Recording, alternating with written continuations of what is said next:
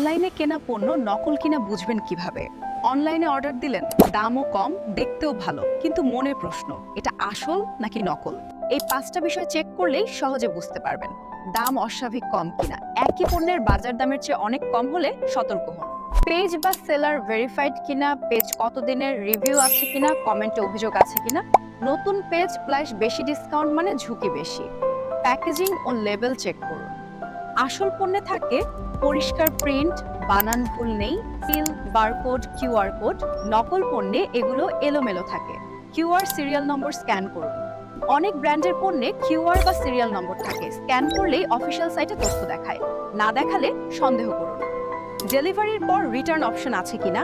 আসল সেলাররা সাধারণত রিটার্ন বা রিপ্লেসমেন্ট অপশন দেয়। নো রিটার্ন মানে সাবধান।